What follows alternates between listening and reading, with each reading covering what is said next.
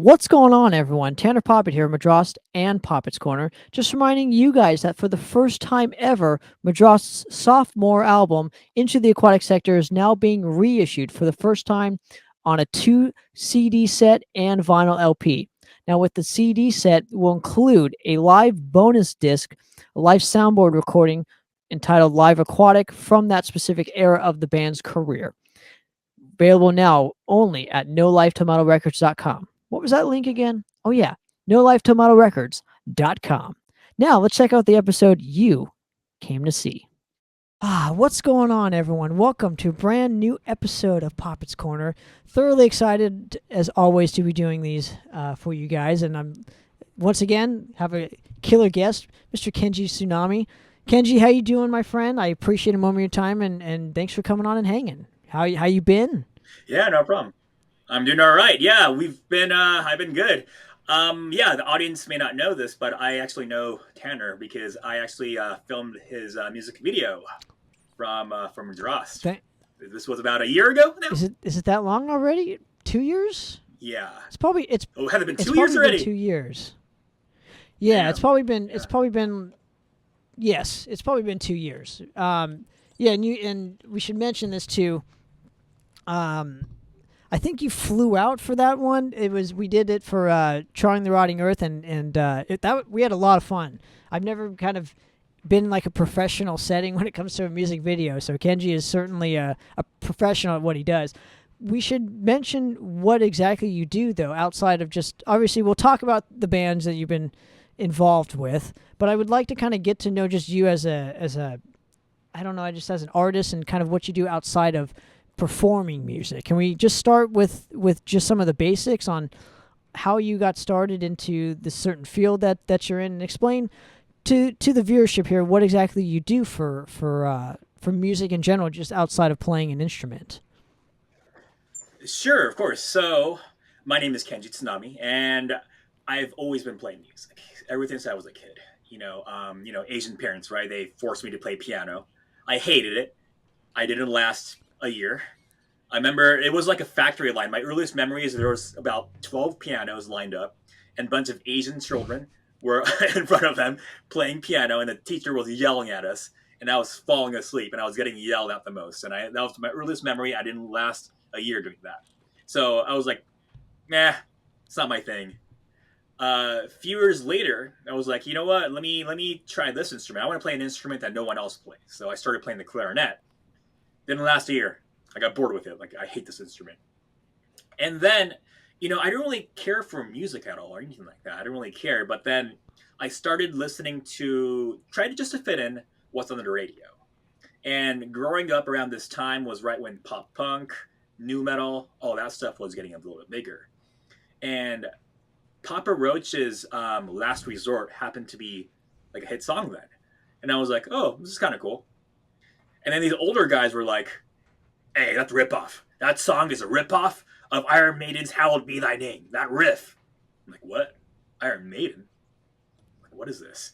So at this time it was all about Napster and Rhapsody and all that, the free for all game that was going on. So kind of like typed in, looked up Iron Maiden. I was like, whoa, metal? Isn't that scary music? So I was like, as a kid, I was careful listening to it. I was going to a Christian school too.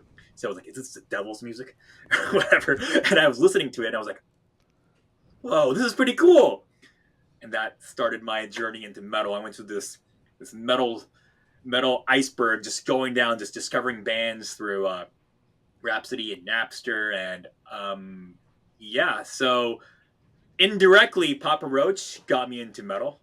But it was Iron Maiden that really set me into that path. And I was like, dude, I want to do this. I love this music. So, I bought my guitar, learned how to play guitar, and then just was playing in a bunch of bands. Sorry, give me 1 second. My screen just faded out. Yeah, so I was playing guitar. Yeah, I started playing in a bunch of bands. And around my 20s, I would be on tour. I would come back being broke. I was working at a record store. And then at the time, I was making $300 every 2 weeks. Yeah, $150 a week. Every 2 weeks, 300. So every month, I was making about $600. and my rent was $600. So when you're making $600 a month, and when your rent's $600, that just means your life sucks. That means you're eating ghetto pizza. You know, you take bread, you put ketchup on it, you put it in the microwave, and you just kind of eat that to survive. Kind of got sick of that. I got over it. So, you know, I met up with a friend of mine. He was living in this big ass home, and I was like, dude, what do you do? And he was like, oh, I'm a bartender. I'm like, I want to do that. So I was walking around. I looked for the busiest bar on a Monday night because I figured any bar could be busy on a Friday, Saturday, Sunday. But if they're busy on a Monday, on a weekday, there's something there. So I walked into one of these bars and said, hey, can I get a job? And I'm just this kid, and they just laughed at me. Start from the door. So, you know, I started off as a host, opening doors for people, became a server, got promoted, became a bartender, promoted, and became a lead bartender. And this took me about like 6 years to do this. This is, you know, this is San Francisco Bay Area. It's very competitive. All this, you know, the environment is very, very competitive.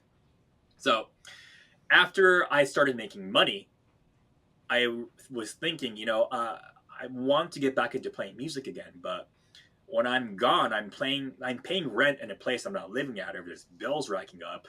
It costs so much. I mean, and when I'm gone, I'm not making money either. So it's like I was stuck in this thing where I can't be doing this forever. At the same time, I'm just sick of being broke. At that time, that's when I started thinking, you know what? The number one way out of this is buying property. So that's when I became serious about it. I was like, you know what? I'm not going to do anything else but work and save up. So for about 3 years, I picked up 3 different jobs, you know, 3 different bartending gigs. You know, I would go open the bar at a one stop, and then I would just go to the next bar and then close that bar. And I would do that 7 days. So I was working 7 days a week. One of the days I only worked 8 hours. So that after a while, that feels like a break time for you. So, you know, it feels like a day off. Like an 8-hour shift feels like a day off if you do that for a while. So I was doing that for like 3 years straight. I lost all my friends. I lost all contact. I didn't attend any family events. I just worked and saved up. And finally, I met my goal, and I bought a home in the Bay Area. So now that that's happened, I was like, okay, this is about 2 years ago now. I'm like, okay, now I can concentrate on music. So that's why I've been kind of quiet last 5-6 years, and now I'm picking back again. And that's the reason why, because I was just so busy working, because I had this mindset of buying property and just securing myself so I don't have to worry about money. Because if I don't have to worry about money, then I can be creative. Because I have to worry about bills and stuff like that. Oh man, it's just a pain in the ass. I'm always calculating things. I'm just nitpicking things, nickel and diming. I pass off on cool opportunities because money's in the way, and you know, I didn't want to deal with that anymore. So once that was out of the way, I was able to join. You know, I was able to take ontogeny, one of my projects, more seriously. I was able to join Narcotic Wasteland, which we'll probably talk about here in a little bit too, and then really focus on this other project we have called Techmentum. So I've been able to focus my energy on music, and then my music video stuff too, as well too. You know, videography is another one of my passions. So it was basically something to emancipate myself from this slavery of to bills, for lack of a better word. And because I've accomplished that now, I'm able to pursue my dreams. And kind of a side note here as well too. I talked to, I mean, a lot of my peers. All my peers are mostly musicians, and they go on tours, and they tell me about how much they make. I'm like, really? You know, they'll be out on the road 6 months, they do cool stuff, but they come back home, and they're coming back home with peanuts. I'm like, dude, like, you're almost 30, and soon you're gonna be 40. Like, do you have retirement save up? Like, what are you gonna do? And it's, you know, in my mind, I was like, dude, I can't be doing that. So I kind of did it in reverse, where you see a lot of these guys, they'll do a lot of cool stuff when they're young, and they're like, dude, I can't do this anymore. And they kind of go back to working. I kind of did the reverse, where I just worked a shitload first so I can do cool stuff now. You know what I mean? It's like, what am I going to do? Like, work it into my 50s and 60s? Like, you know, I don't want to do that. So that's kind of that, and that's kind of where I'm at right now. It's interesting. So obviously, I definitely want to get into the videography aspect of your career. Sure. But I'm curious where that mindset kind of came from. Was it instilled in your upbringing with, you know, working hard to achieve to again because you did the exact opposite. Oh, it's because no. It's because I'm cheap. I've always been cheap. We're Asians. We're all super cheap. You know what I mean? Like, we'll just like if there's like free samples at Costco, we're always there. I'm just grabbing everything. You know what I mean? So cheapness, but that did come from the fact that I was broke. You know what I mean? I going back to the fact that I was making $600 a month working at a record store, and my rent was $600. You got to get creative when that's the case. So that's kind of where that came from. The fact that I wasn't wealthy growing up definitely has a factor in it. But I think I was really inspired. That's probably what it was. I was inspired by my friend, my bartender friend, who just, to me, a kid just making $600 a month, paying rent on a room from a 4-bedroom home with all other metalheads just kind of that's the only way to survive in San Francisco because it's just so expensive. And to me, meeting up with my friend who's like a bartender who has his own place all to himself, and all he does is just pour drinks and I'm like make tips. I'm like, damn, that's what I want to do. That's my way out. And another side note here as well too is what I've always wondered, what was the number one success to being in a successful metal band or even a successful musician? Like, what is the number one factor in being successful? And I realized what it was. Rich parents. It's because if talking to some of these successful metal bands, you just realize, damn, they're always on tour and they can do stuff because they're still living out of their parents' home. And, I don't want to call out a band, but so I'm just going to kind of obscure it. But let's pretend that there's this band called Porn of Osiris. It's Osiris Porn. Let's just assume there's a band called Porn of Osiris. And, they put up this video kind of in the style of MTV Cribs in their house that they're living out of. But it's a house that their parents bought them. And their dad's basically like their sixth member of their band is kind of dictating stuff. But they get to live in this cool home, don't have to worry about rent or anything. And then all they can do is concentrate on music. So I've always said the number one way to success is having rich parents. Well, it's about having some support, dude. And it seems like you kind of saw that at an early age and said, how am I gonna get that support? Well, I need to do it for myself. Like, not a lot of people have that instinctually. And I don't think it's because of your ethnicity or anything else. I think it's just instinctually. You just had that in the back of your mind. I think it probably came from your parents or your upbringing, because like not a lot of people have that. There's not. Sure, I mean, I agree with that in a way too. Where so a good friend of mine, he was always broke, so I felt bad for him. I was like, you know what, bartending, I'll teach you how to bartend. You get tips, you'll make money, you'll be set. So I did. I got him a job at my bar and I trained him. He was making like $1,000 a month, he was starting to make $3,000 a month. To him, that's a lot of money. That's a shitload of money. He's never made that kind of money ever before. So I was so happy for him. Fast forward, it's been about 3 years now. He's still broke. You know why? It's because he spends whatever extra money he has on vacations. He's always on vacation. He just went to Yosemite. Now he's talking about going to Europe. So he gets to do all this stuff, which is kind of cool. But it seems like there is this element of financial discipline that people don't really have. And he's just still in the same place. Granted, he's a little bit better now, but, he's just still always broke. So, well, there's a trade-off, though, with that, I would say. Because, like, obviously, you had the foresight. Again, you traded off having fun to have stability for yourself, where, your buddy is kind of doing both, I would say. He's kind of trying to balance out stability and having fun. But it seems like I would agree with your method. I don't know. I'm sure I could do it. I'm sure if I put my mind to doing it, I could. But it just blows my mind that somebody, especially of your age group and whatnot, had the foresight to do that at an early age and look around and see, like, especially the area you're living in. I don't know where you grew up. I'm assuming it's in the Bay Area as well, but I'm assuming just looking around and seeing all these people kind of not know what to do with themselves or how they want to kind of have financial stability later on in life. It's just amazing that you had that foresight. Well, I think everyone knows it. It's like asking them, how do you lose weight? Don't eat. Exercise. The answer is there. How do you make money? Don't spend more than you make. It's there. The answer is there. It's just that people know it, but they don't have that resolve. And there's too much temptation as well too. Like all my peers, like we would just after we're done bartending or serving, we'll just be like, hey, the bar next door is open. Let's go, and we'll just all go to the bar, and everyone's around me just spending all the money that they've made that night.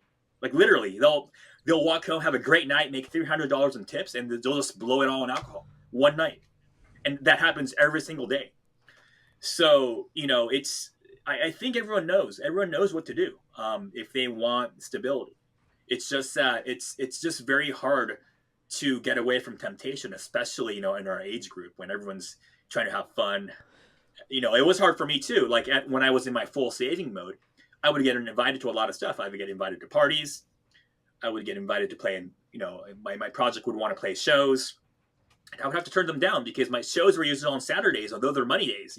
As a bartender, I wanted to work those days, and I had a goal in mind. So, it's a matter of how much resolve you have and how much grit and perseverance you have. I think that's the main core of it because we all know what to do. We all know the answer to it. You want to lose weight? Don't eat. Exercise. You want to make money? You want to save up money? Don't spend more than you make. It's very simple, but it's just very hard for people. Exactly, and you have the discipline. That's what I think most people lack is having discipline when it comes to. Sure. So yeah, that's very fair point. Now, when did you start to actually get into filming per se? Obviously, you were playing instruments and learning how to play music, but when was the point, or what was the situation that sparked the idea that, hey, you know what, I'm seeing a lot of cool stuff, and I would kind of like to capture it on video, or make music videos like we established earlier in this interview. But what situation prompted you to want to become involved in video per se? Sure. So it kind of began as more of a, I still consider it a hobby. It's still a hobby. Music to me is a hobby. Videography is a hobby. It's not a career. It's not something I use to make money. Like I'm not gonna really say it, but you were super surprised when I said, "Oh, this is a bill," and you're like, "What? Only this much?" And that's the reaction I get from all my clients because I wasn't making video to make money off of it. I was doing it because I saw all these videographers charging like a couple $1,000, and I was like, "There's no way we can afford something like that. There's no way." And videography is kind of the future. YouTube's coming up, Instagram. If you're not on there, you're not a band. Basically, you were sacrificing that huge opportunity for your music to get discovered. So I knew that videography is very important. But at the same time, most bands can't afford it. But unless you have rich parents again. But if you don't, they just can't afford it, right? So I wanted to fill in that gap, and I was doing this during my time where I started bartending, but I wasn't into that crazy mode of crazy saving mode. So I was making decent money. So it was like, I have enough money, I can buy myself a nice camera. So I bought myself a Canon 5D Mark II, taught myself how to use it. And a good friend of mine is actually Wink from Fog of War. And they had an album coming out, and they were like, "Dude, we need to film this video." And I'm like, "Dude, I'll do it. Dude, $100, I'll do it." So, my first music video is actually "No Evacuation" by Fog of War, and that was the first music video that I did, and I spent a lot of time into it because I was learning as I went. What's great these days is same thing with instruments, by the way, too. I taught myself how to play the guitar. I taught myself how to play bass guitar, and I taught myself how to play my 8-string bass. Through videos on YouTube and instructions online. In the same way, the way I taught myself videography and how to use a camera, I was like, what's an f-stop? Like, what's lighting? Like, what's a 3-point lighting? Like, what? There's all these other settings I got to work. All that stuff I learned online, and it's through YouTube tutorials too. I use Adobe After Effects, Adobe Premiere, and I taught myself how to use those just by watching a bunch of tutorials. So interesting. So.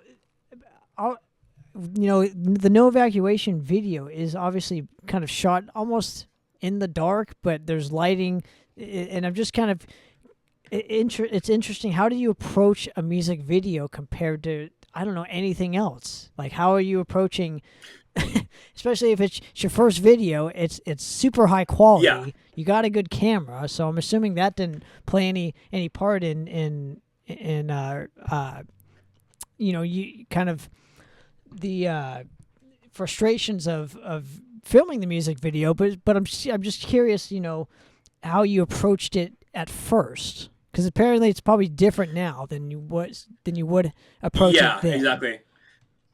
So the 5D Mark II, even back then, was very outdated camera. It was used to film sitcoms, but it's a cheap camera that you could get for like $1,000.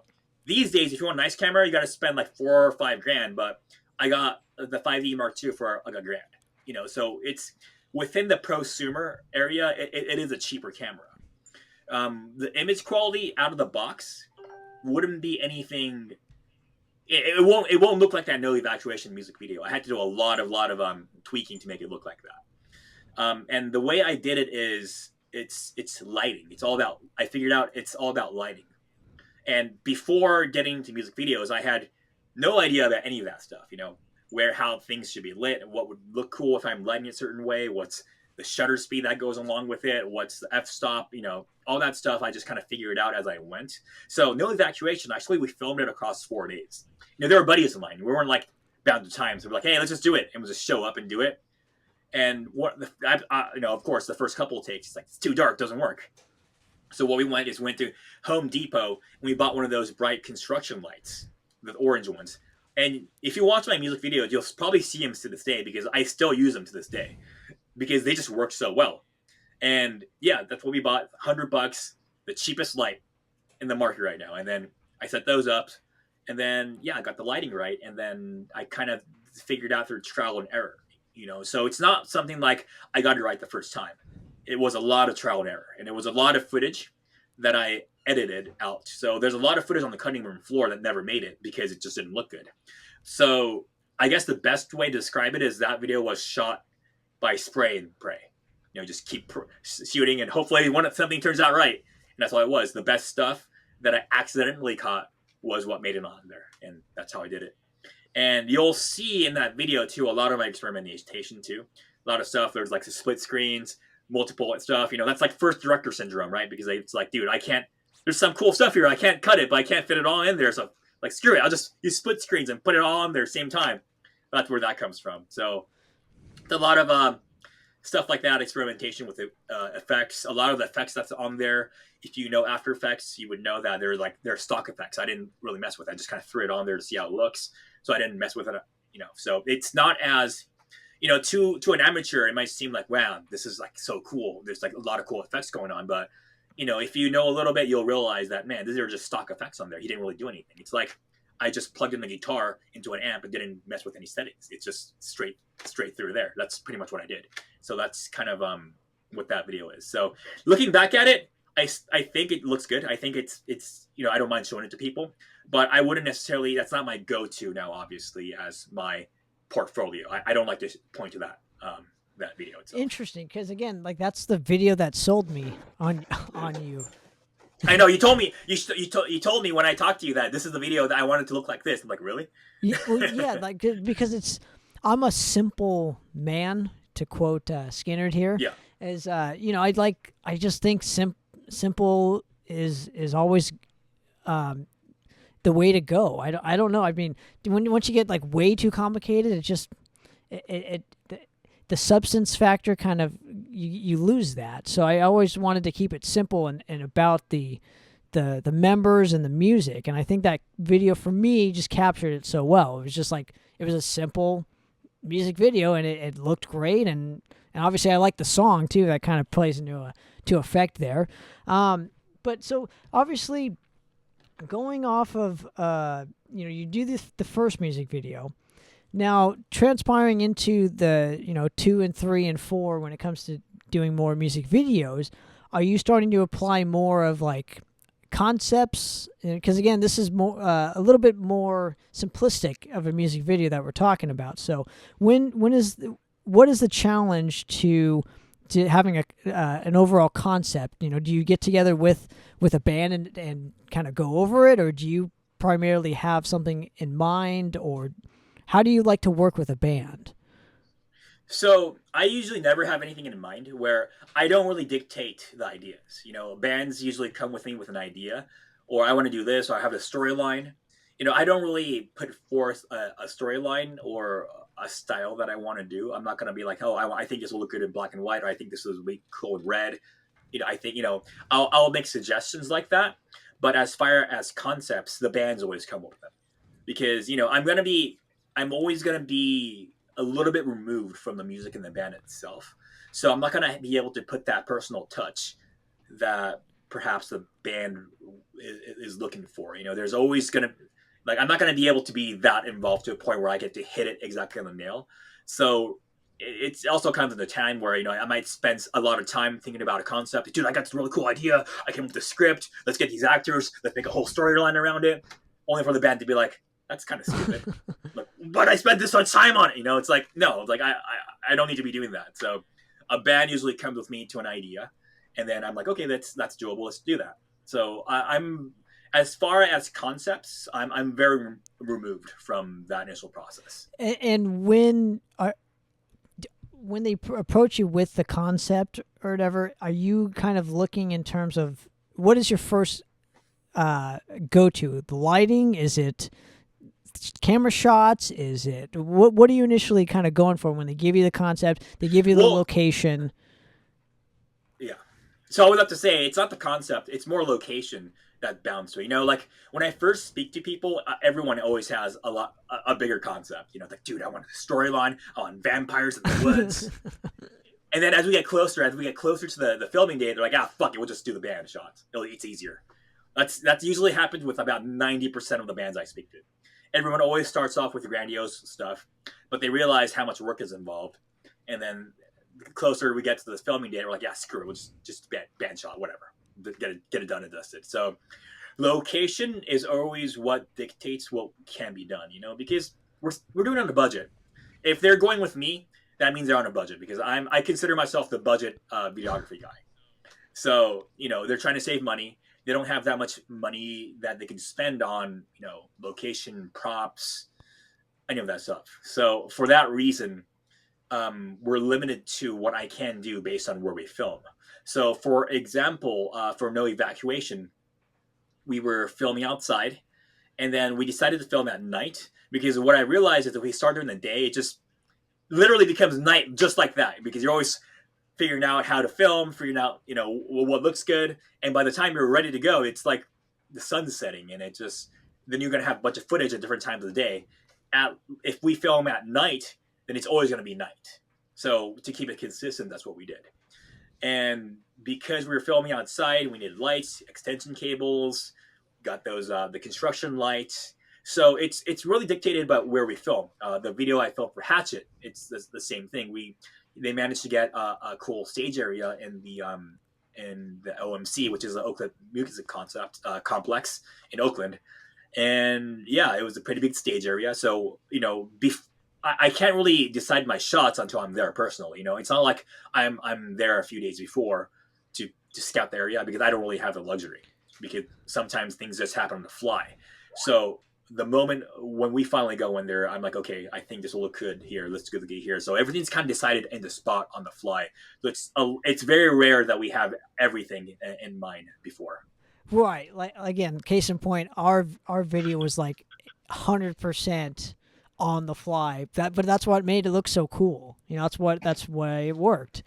Shooting in the daytime and, and in the woods and usually that's like 90% of the projects. Like your case, we kind of picked out a location. You kind of told me about it, but like I said, I didn't have shots in mind. We had to actually walk up a mountain to kind of get some cool stuff from you. You know what I mean? So it's not like we had everything planned out because that's very rare, and we usually don't have that luxury of doing that. We usually have to shoot, scout, set up, and shoot all in one day. It's not like scouting's one day. All right, we got to set up this day and then shooting this. That's the most ideal situation. But that doing something like that's going to cost so much. So to make it fit in one day, it's just going to be doing it on the fly, and that's the best method to do it. The easiest method, actually. And you put a lot of. I mean, you're really dedicated when it comes to like doing, especially a music video. I mean, I watched it tenfold. Not a lot of people like go through the effort to do what you do, especially for just metal bands in general. Because again, you said it earlier, we don't have a lot of money, so you're giving like a Yeah. professional product to bands, and you're giving the opportunity for bands to have a professional product, which is super important. It's super rare, and I think more people should hit you up just for that aspect, because your stuff looks so well done, and again, you're easy to work with, so that's not an issue there. But you offer a premium product to I guess a group of bands that might not deserve it, but it's there if we want it, kind of thing. Like, I think what you're doing is super important. Yeah, no, I mean, like I said, it's a hobby, so it's not like I can do it for everybody. But if everything lines up and they contact me and I'm like, dude, I'm available these days, and let's do it these days. And if it works out, then it works out. So yeah, like I said, I picked up the camera because I realized there's other people that are charging what I consider to be exorbitant amount of money, which rightfully so. They Most of these people, they have more professional, a better equipment than I do. Probably have education behind it too. You know what I mean? I just learned off of YouTube videos, so there's that too. So I know that there's that as well too. So they have a little bit more credibility than me, perhaps, that they can warrant that kind of price point. But looking at that, if you can afford it, that's great. I'm sure their stuff will look good too. But I wanted to at least get something that at least probably as good or as close as good for an affordable price for that reason, because like, I think bands, it's needed. It's greatly needed in this. If you're not on video, then you might as well not exist in this era. So I just wanted to afford that Now, service. how valuable is it for you, just as a musician and player, to have another avenue in the art form that's not playing an instrument? And where I'm going with this is because, again, we all do stuff. If you play in a band, you should have another avenue than just playing your instrument. Most of pretty much all the good ones do. You do videography. I mean, we're doing a podcast right now, so we're doing media stuff. So, but for you personally, how valuable is it to have that extra avenue of creativity that's not you playing your instrument, you not writing music? Not much. Well, to go into a tangent with that statement, by the way. So uh, like I said, I'm in the Bay Area, and we're like kind of the mecca of metal bands. A lot of tech metal bands, the thrash metal bands. They're good friends of mine. I talk to them all the time, and a few of them tell them, you'll notice that a lot of them are now on Twitch. A lot of them stream a lot, so they are making, a lot of musicians are now making the jump into that field. And it's not because necessarily they want to do it. It's a cool thing that they're doing too. I mean, a lot of them enjoy what they're doing, but it was almost as a second income stream, or their label asked them to do it. And like, I hear some labels actually kind of suggest that they do it for more exposure, because it's like playing a show. It really is. It's like doing podcasts, doing streaming. It's literally just like playing a show, being out there, promotion. It's the same thing. So I think to that regard, it's intertwined. Um, I don't think someone necessarily needs to have another creative outlet to be more creative per se. You can just play guitar, and if you just love guitar and you just love it so much, just play guitar. You're cool. I mean, if you just it's like playing in. If you want to pick up another instrument, that's cool too. But if you're dedicated to the one thing, I see no harm into it. My case is, yeah, I'm very passionate about music and videography as well too. But another big benefit to that is I get to make videos for myself, and that's a huge thing, like, because a lot of stuff needs to be happening on the fly. Like, I have a show coming up in a week. I need to make a digital flyer, or man, I'm in 3 different bands, and that's 3 different flyers I got to make, or there's music videos I got to film, and those things, because I'm involved, could happen on my time, which is great. I'm not stuck to one day where we have to scout out the location, set up, and shoot. We can actually stress that out if we have the luxury to do so, because I have this skill. So I think having this skill is more related to my music, more than trying to find a different creative output. I think it's more related to my music more than anything. Like, obviously I do. I enjoy helping other people out and doing filming other bands too. But to answer your question of creative outlets, I think the music video and videography ties into my music in that way. Right. And it also does it give you it sounds like it gives you kind of the control factor too, you know, if like again you're having a bad day playing your instrument, you at least have this other avenue of you know, maybe putting your energy into getting this done and feeling good about this aspect instead of only having this aspect, like one aspect or whatever. And I'm not saying it's bad. I'm just saying that there always should be extra I don't know avenues for people who are creative, and it seems like you found yours. Well, Mm-hmm. Go ahead. well, one suggestion I can make with that is I don't think that. So let's say you're playing guitar, just or head in a writer's block. You just can't. You just need to write this song. We just can't write it. You just hit in a writer's block. I don't think you need to necessarily go into videography or do something else. Creative. I think you can. It's as simple as I don't know. Go go pick up a hustle or do a side hustle or do another job or something. It could be something like that. It doesn't necessarily need to be creative 100% per se. I think doing other things is cool. It definitely puts different things in different perspectives. You get to see things in a different light from a different angle, which is very important. I believe that too.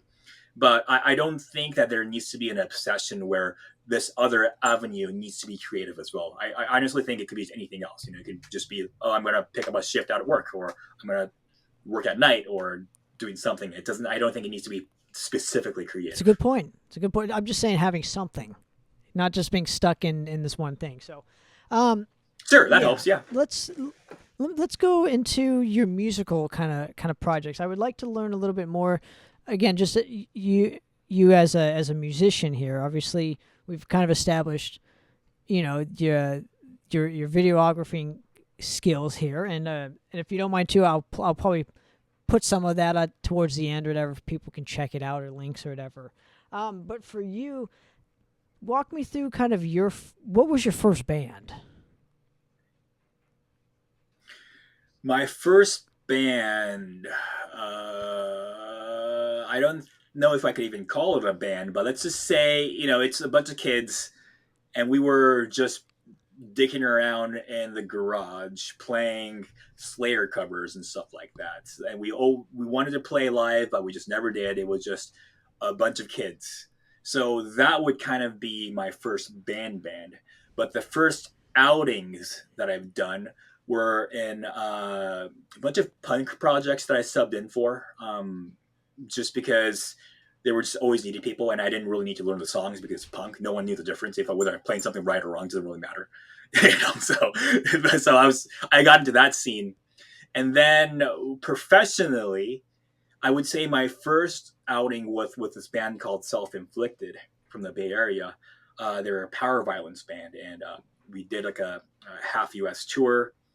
And I briefly played in this band called Cookie Mongoloid. We had a cookie monster that shot cookies at people with a cookie cannon. Like, I'm not joking. We did that for real. And then, yeah, I was in this band called Kildo. And then, yeah, there's like two other multiple like bands that I just kind of passed through as a member. And then, yeah, Ontogeny was kind of like the next serious project I got involved in. And then, go ahead. I was going to ask how. So let's stick with the ontogeny chapter of your career, if you don't Sure. mind. And curious for you, how do you meet the guys and essentially want to play in a more kind of technical metal band? Because again, you're going from punk to power violence to now this technical like death metal thing. So how does that all transpire? How do you want it? Mm-hmm.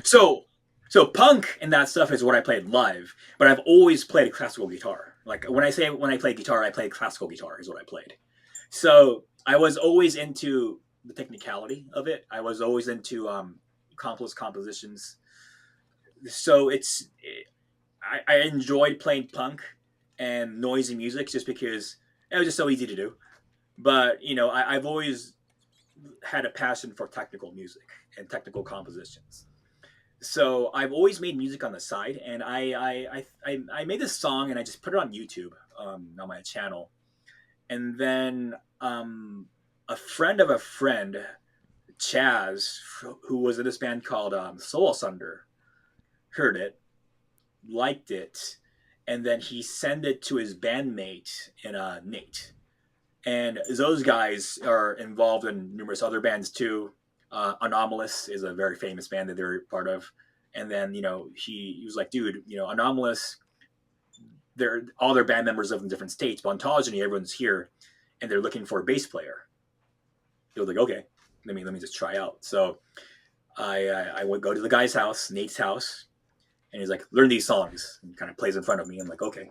So I kind of studied them, and I think like 2 weeks later, I just show up and I learn the songs, and like, okay, you're in. And that was that. So it was a matter of just me showing up, to be honest. Now, And yeah, is that because there's obviously a plethora of bands out in the Bay Area, but nobody's kind of dedicated to one thing? I don't know how that kind of works. So you're saying because you just showed up and kept showing up, is like that meant more than just being the best at your instrument? Are you telling me that like is there like an issue with people not showing up to have they had like bad experiences and just? Yeah, I mean, you're a musician, you know it. I think a lot of musicians that's listening to this know it as well too. Anyone that's worth their salt knows it. Always late, don't show up on time. Oh, sorry, bro, my car broke down. Oh, sorry, bro, I'm stuck in traffic. What, it was today? We've heard it all. Like, we know it. So yeah, it's a huge issue. But the people that worth their salt will show up and be ready. So I'll be honest. If I showed up at an Ontogeny gig, and even if I didn't know the songs, I think I would have been fine. I think they would have been like, okay, you know what? Try again. And, I would have had multiple chances. So I think, what was it? Like, with the Beatles or Woody Allen? Someone said it that, 90% of the job is basically showing up. And it really is. If you're able to show up and if you're able to just kind of do that for a step in, I mean, the rest will come easy. And then not to say that Ontogeny's music is easy, because it wasn't easy at all.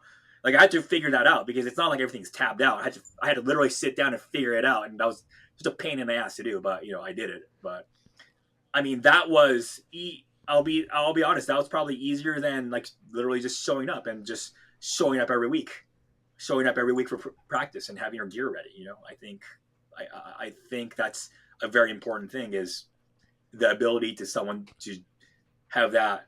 Take that initial step, and if you're able to do it, then a lot of stuff will fall into place. Now, what do you think you add to Ontogeny just from a personality standpoint, not just like from a creative standpoint, but just personality wise? What do you think that you bring more towards the table for that band?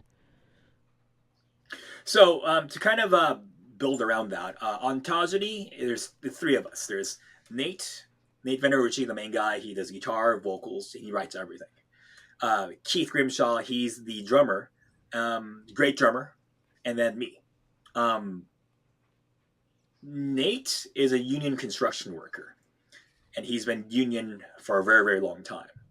What that means is that he wakes up at 4 a.m., 5 a.m., works 10, 12 hours, comes home, exhausted, unable to pick up the guitar because he's just so tired, he just wants to sit down and watch Netflix.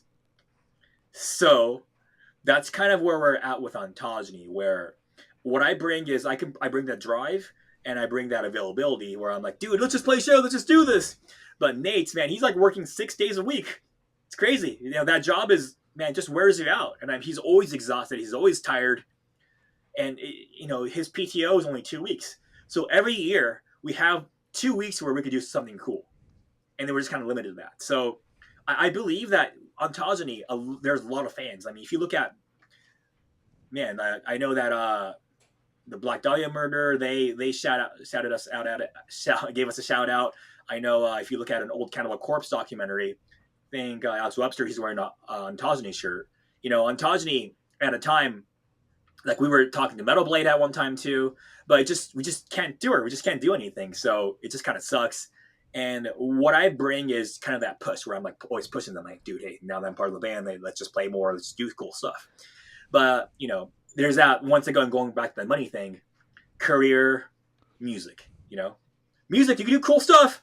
We can be broke, you can have security, and you're eating ghetto pizza, and career that's awesome, but man, like you can't do the cool stuff they want to do. So it's this balancing act, and Nate's kind of in that union life, and it's very hard for him to leave that because union they'll take care of you if you're part of it, but once you leave, I mean you're done. So you kind of have to dedicate your life to it, and that's kind of where that band is. So yeah, that's where that is with that band. From a recording aspect, though, how do you approach your initial kind of first record? You obviously you probably did a lot of demos, but what was actually your first record, and how did you approach recording it? My first recording was with this band called Kildo that I started, and we recorded in the kitchen of our shared house. So going back to that story about how I was paying $600 a month, splitting a house. So I was paying a room, and another guy was paying for another room, and another guy was paying for another room, and another guy was paying for another room, and they're all my bandmates. And we recorded a little EP. I think I gave it to you too when I stopped by their place 2 years ago. But yeah, we recorded that in the kitchen, and that's none of us know what to do. Well, we just kind of did trial and error. We just put a bunch of pillows in the kick drum so our neighbors don't yell at us, and then we kind of did that. And yeah, we that's how we recorded that album. The first professional, I would say, I forgot to talk about this band. There's another band that I was a part of called Witness the Horror, and that one we actually did professionally. We actually went up north and we recorded with the Machine Head guys, and that was a real professional studio environment. And yeah, night and day. And people are, it's like, well, I could, I don't have to like push space bar and go this way and just like, quickly pick up my instrument. Like the guy behind the monitor tell me what to do. Like, oh, let's do that take one more time. Or we could just punch you in, And real time, I get real time feedback. If I'm playing something wrong, they'll let me know. It was kind of cool having that. So yeah, to answer your question, my first project was Kildo, recorded in the kitchen, and my first professional recording was with Witness the Horror up north with the Machine Head guys. So now, do you yeah. approach that specific recording again, being at your first kind of professional recording? I would say in a studio. Do you again, obviously you have your parts all memorized, but did you kind of do some cool things in the studio that you didn't plan on doing, or was it just all routine? Just this is what the song calls for, and that's it. I think you forgot. We're broke, man. We're broke musicians. We're paying them by the hour. We don't have time to experiment. It's not like the old days. I lament about the fact where some bands would actually write songs in the studio. You hear about it all the time. Beatles, Carl Santana, and you'll hear them try different things in the studio, and they're like, oh, that's a cool idea. Let's build on that. Like, we don't have that luxury because we're just so broke. We're paying them by the hour. So we're like just going in, nail our parts, and get out as soon as possible.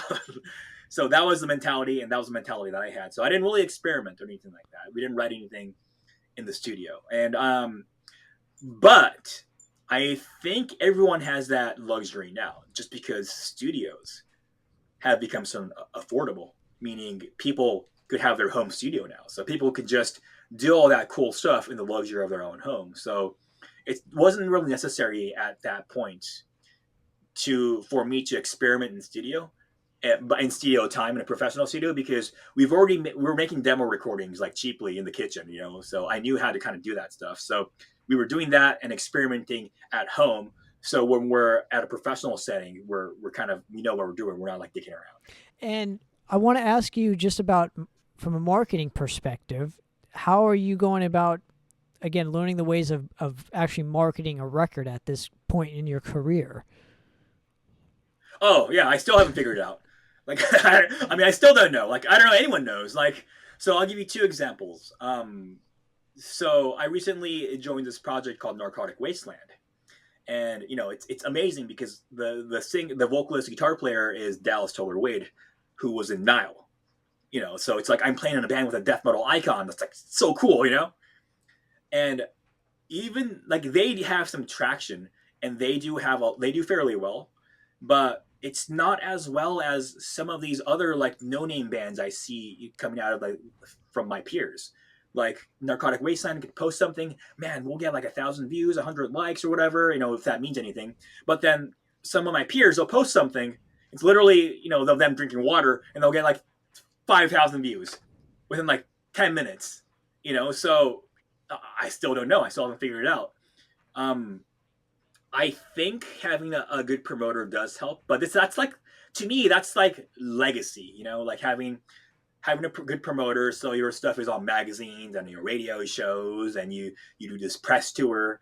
I think that's a legacy concept to approach it. So I'm not even sure if that's even the answer anymore. So I don't know. I've been, if everyone's following me, I'm like, I'm at Satan Claus music.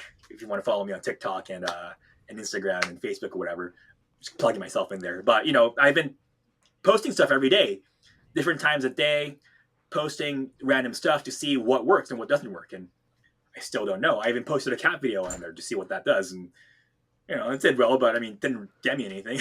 So like I still haven't figured it out. I still don't know. So I'm still in that process of just doing stuff. But then again, I'll kind of go back to how probably the number one way how most people know me is probably from my video on YouTube called 8-string bass technical death metal, and that one has like 100,000 views on YouTube, and that was honestly a fluke. It's not like I planned it out that way. I wasn't expecting it to go viral in that way. What happened was some Russian guy shared it at a Russian website called VK, and I think VK is their social media platform, and they shared it there, and then it's like, dude, what the hell? And I because I'm kind of nosy, I searched my name and I kind of figured that out, but it's on acrylic, so I just kind of used Google Translate and was kind of following the threads, and yeah, it's like one guy shared it, another guy shared it, another guy shared it, and that's kind of how it spread. So that's how I got the 100,000 views. So whenever people ask me about that video, I always tell them, oh, it's the Russians. The Russians helped me out. That's how I got those views, But yeah, so that's that. So, that video is not that different from my other videos I've been posting, my playthroughs.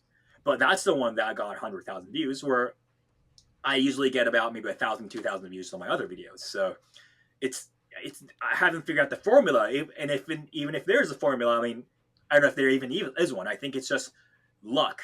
And I think it's just more of, who happens to see it at the right time.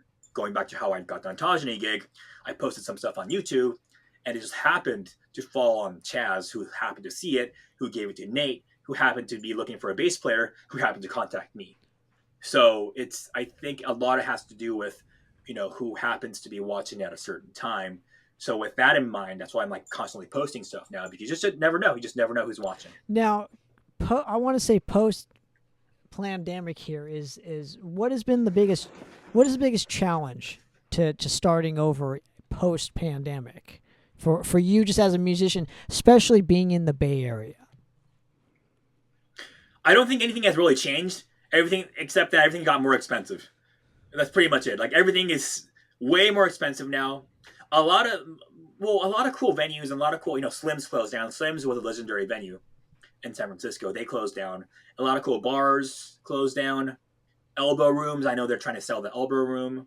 But then the Kilowatt recently went under new ownership, and they're trying to do metal again too. So there's still this back and forth going on. But I think it's more in the decline, where a lot more places are closing, because San Francisco was a tech city. And because it was a tech city and benefited from the tech boom, real estate prices just shot way up, where everyone got priced out. Now everyone's leaving, but the price is still high. So even if we still want to do something cool, I can't be like, I want to open a bar or whatever. You just can't do that. I want to open a venue. You just can't. It's just too expensive. And there's just too much bureaucracy too. There's too much liability.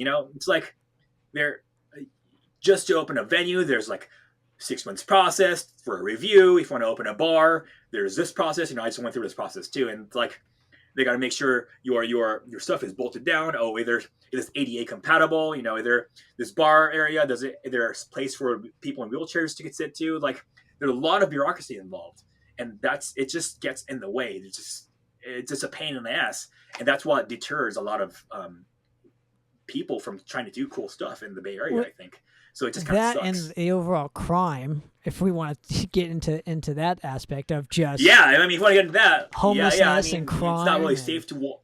People shitting on the street, needles everywhere. It's not. It's no good. So, okay. So going forward for you, just what are some of the projects you're currently working on right now? So I spoke about Narcotic Wasteland, really cool project. We're gonna be releasing some new stuff, and we're gonna be going on tour here in a bit. I'll plug the dates in a little bit later. Tegmentum is going on tour with them, and we're actually have a with this podcast coming out. Um, I don't know. I don't like to date these things, so it'll come out within the next, Okay, couple weeks or couple months, probably a couple weeks. okay. If it's a couple weeks, then it's out already. So the song Accolades was out. It's on YouTube.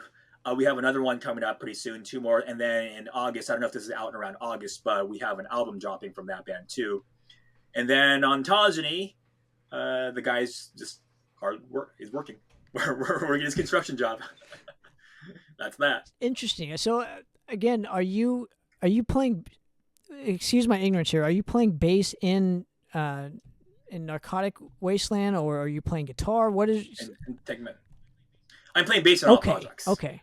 And to kind of going back to why I play bass now, because I mentioned that I was a classical guitar player, I went into playing bass because obviously everyone knows there's not many bass players. You just need bass players. So for that reason, to fill in that void, I picked up the bass and started playing it. And then there was a need for an extended range bass. There needed some. I just needed something that had more than 5 strings. And I looked up on Craigslist, and I was like extended range bass.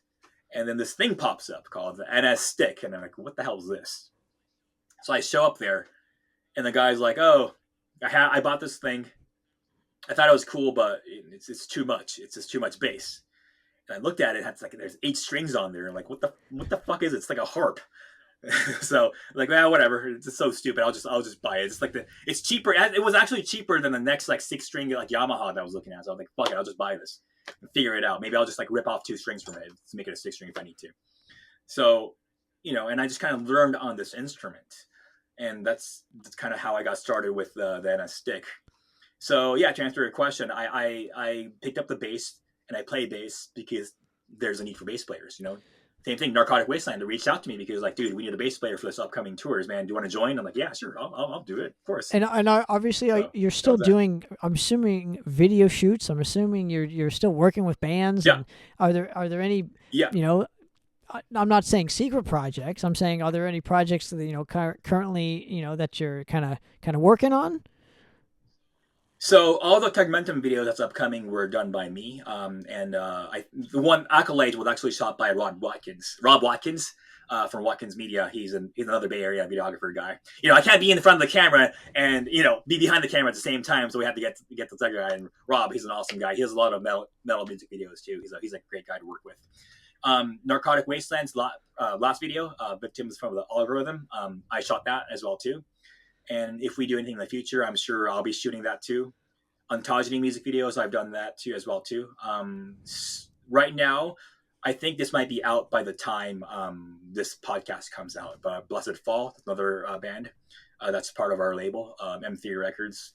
I just shot their video, so that should be out. And then I'm doing a fair bit of, I've been kind of focusing more on music video and doing that stuff for the last 2 years or so, but now I'm shifting more towards music because I'm going to be going on a pretty long tour this year. So, in between that, I don't think I'm going to be able to, I'm doing a lot more music videos. Maybe I might be doing digital flyers here and there, playthroughs, but full scale music videos, I might be doing some here and there now, just because of my schedule Now limited. let's have some fun here. I would like to talk about just from a tech aspect. Because everything's ever changing. Video is ever changing. Audio is ever changing. Sure. I'm curious from your standpoint, and you being more ingrained in from a technical aspect as far as videos go.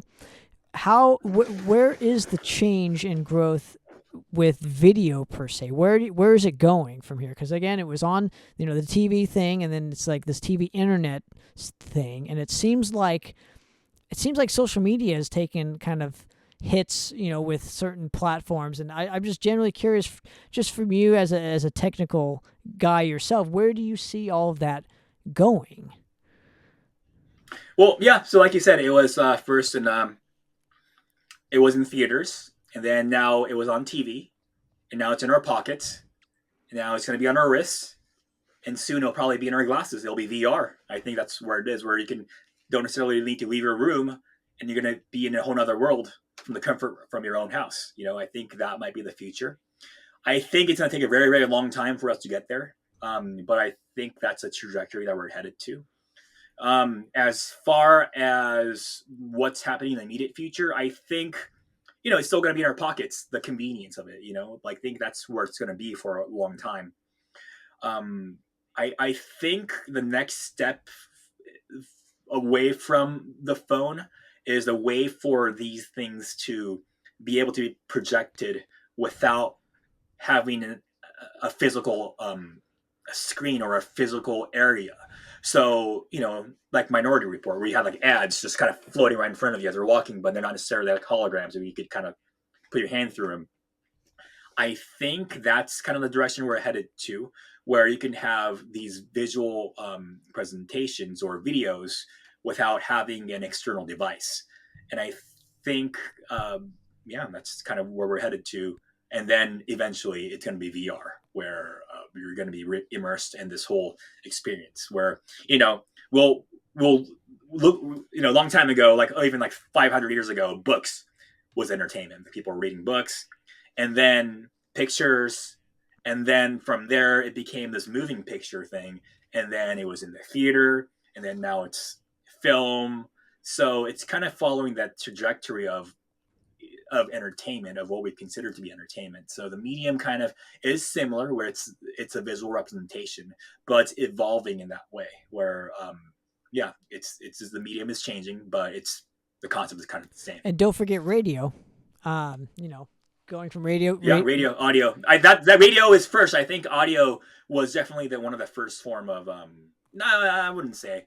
I think cave paintings and stuff like that might be first, but audio was there too. Sure, Yeah. sure, and it formed into TV Songs, and yeah. whatnot. Okay, now I want to thank you so much for giving me a few minutes of your time and joining me on the show.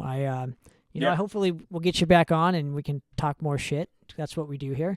Yeah. Let me plug some dates real quick. I don't know what's going on. But... Oh, man, he's doing my job already. But I was gonna ask you, what you got coming up, just as far as touring wise, and where people can find you. Again, even if it's just maybe they want to work with you on a music video or any of that kind of stuff. Where's the best place to find all of your information? So on Instagram or TikTok, you can find me at satanclaus.music. That's Satan Claus, not Santa Claus. Satanclaus.music. You can find me that on Instagram and TikTok. My name Kenji Tsunami, and if you type that in, I'm sure I'll pop up. You can find me on Facebook as well too. You can also find me via Tsunami Films. That's my last name, TSU and AMI Films. But I think there's another Tsunami Film that does video wedding photography and stuff like that. So I don't do wedding stuff. So if you find the wedding one, that's not me. If you find the one that's not weddings, then that's me. Or, you could easily find me on YouTube as well too under Tsunami Films. So that's an easy way to contact me. Other than that, let me plug some dates. Narcotic Wasteland is going on tour actually June. Hopefully this is out by then. June 22nd, Denton, Texas. June 23rd, Houston, Texas. June 24th, Fort Worth, Texas, and June 25th, Corpus Christi, Texas. And venue names, I'm not going to say them all here because that's going to take too much time. But if those dates are interest you, if you're nearby, come say hi. Just look us up, and we're there, Narcotic Wasteland. And then in July, Narcotic Wasteland, Tegmentum, and Gorgatron are doing a little bit of a tour. So I'm going to be doing double duty, Narcotic Wasteland and Tegmentum. We're going to be playing Long Beach, July 28th. That's a Friday, Supply and Demand. July 29th, we're going to be playing Eureka, Siren Song Tavern. And then July 30th, Hometown, San Francisco, DNA Lounge. Wow. So I'd love to see some homies there. And then Tegmentum drops off from there. And then Narcotic Wasteland, we go up north all the way to Canada. And then we do like a month-long tour from there. So all the dates, you'll see it on Narcotic Wasteland, Tegmentum, Gorgatron. Yeah, so look us up and we'll be there. Dude, you're a busy individual. So yeah, like I said, that's why it's busy. Yeah, my tour, we have something set up for October, and we're all talking about doing stuff next year. Man, a lot. It's getting busy. So, but like I said, the reason why I can do this now is because I have that financial stability. So, I always say it's kind of like building a house. If you build a house, you have a good foundation. If once you have a good foundation, even if it's a little bit rocky, it's fine. You'll be fine. Even if there's an earthquake, you wouldn't fall apart. But if your foundation's fucked, it doesn't matter how cool it is. You're just screwed up. So I did the financial independent first, so I can party now. Now, did you mention what recordings you have coming up? Are you recording a new record with Narcotic Wasteland or any or ontogeny or? Yes. So I just tracked one. So by the time I joined Narcotic Wasteland, they had a few tracks already in the works. So I don't know if I'm going to be playing for an entire album. I did lay down bass for one of their tracks called what they call Sex Lies DNA, and that's a new track that should be probably out by the time this comes out, and that's me playing bass on that track. And Tegmentum, all right, so sticking with Narcotic Wasteland. So with that, I believe we have an album coming out through Megaforth Record called Digital Cordyceps. That should be out hopefully soon, hopefully before the tours. That'd be kind of cool if we could push it during the tour, but hopefully. If not, Tegmentum has an album coming out August something, I think the 20th or something like that. I'm just pulling numbers out of my ass, but August album's coming out, so stay tuned. And ontogeny, we'll do something. Well, whenever you get around to it, man, stop on by again. We'll be happy to help promote and just talk shop with you, man. Always appreciate a moment of your time, and awesome. For another episode of Poppitt's Corner, guys, we're out of here. Cheers.